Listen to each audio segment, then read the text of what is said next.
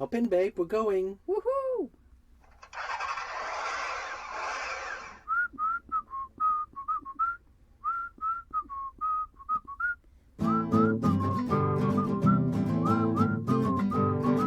Well, your new friends from the Netherlands used to have a house left into the mouse. Got an old RV called Penelope. She's a 1983.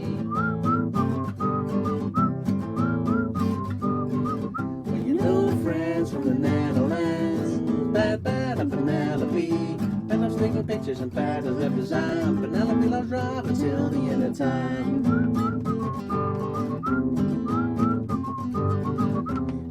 Delicious. If you like a vibe, please subscribe. Please subscribe.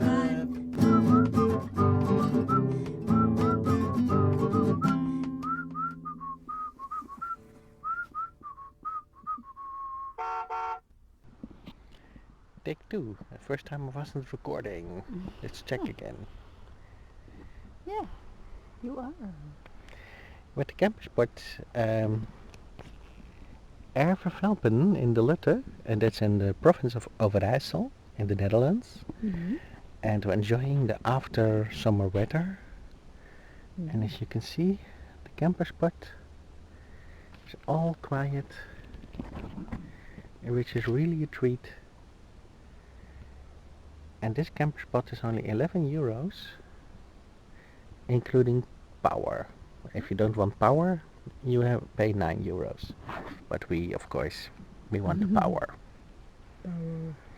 So we treated ourselves. So 2 days after driving around so much, we decided no more of that. We're just gonna go to the paid spots and enjoy those and see how beautiful they are. Like this one. Look, it's almost like we're alone here. Mm-hmm. Mm-hmm.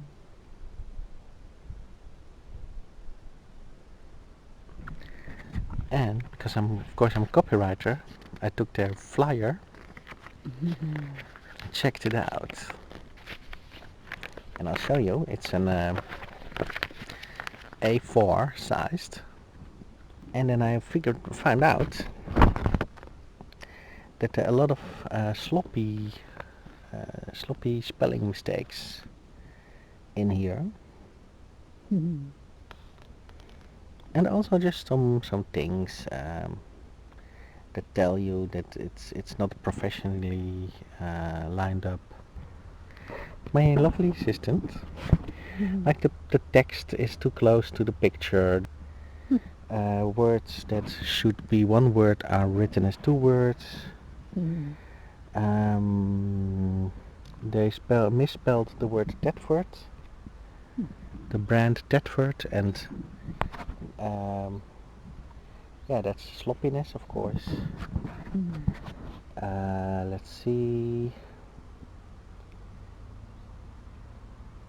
Yeah, some words that are not close together.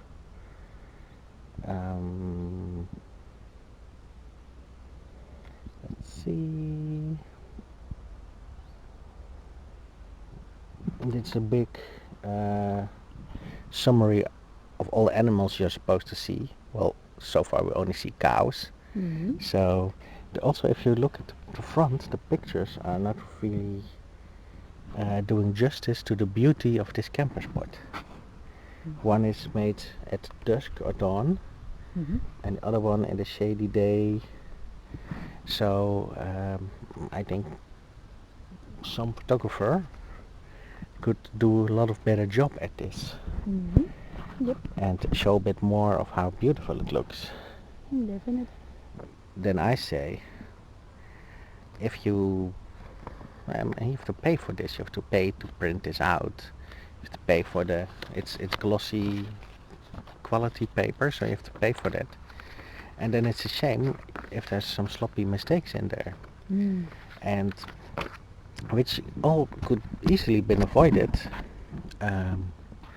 by letting a professional copywriter or text writer look at it. So, because this is what guests take home. Not everybody's gonna know it. Nope. But somebody will know it, and it just gives your camper spot which is a business, it gives it a sloppy taste. So if you're gonna spend the money, then spend a little more and get a bit more quality. You have the night rest, so we say. You don't have to worry about, is there a mistake in the text? And sometimes people say, well, everybody knows somebody who's is good at writing, or somebody who reads a lot of books, and then they say, well, my cousin Jimmy reads a lot of books, maybe he can check out my text. And cousin Jimmy checks it out as well as he can, but yeah, He misses a lot.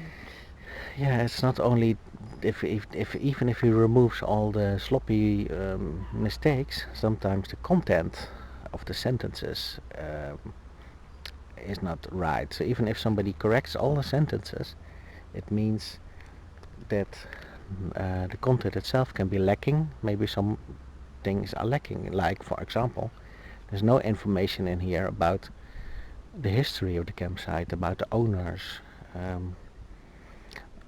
which is a missed opportunity, so I should say that. And a copywriter checks if everything is in there that's supposed to be in there. So it goes beyond correcting those dots and dots on the I, so to say.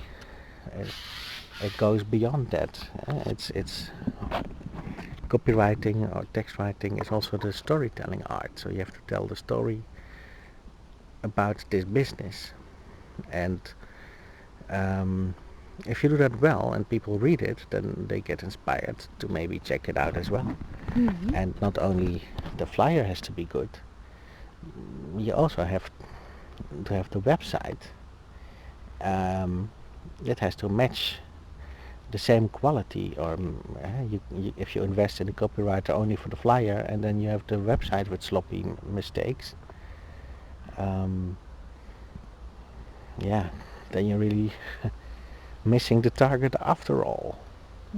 So, and that's what I like sometimes on the road. I take these flyers, I check them out, and I can immediately see if it's been professionally checked or not.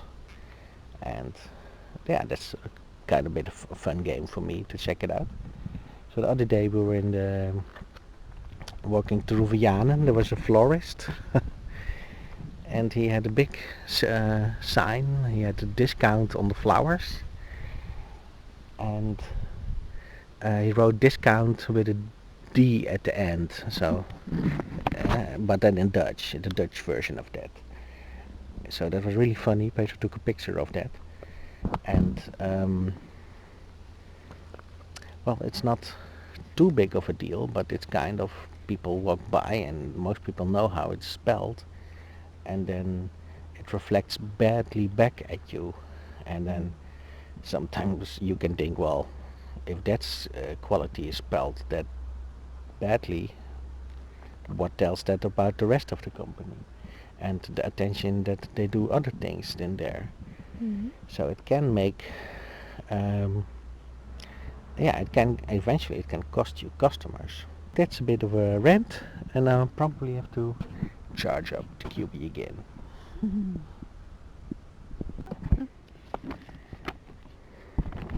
Well, A photographer's view.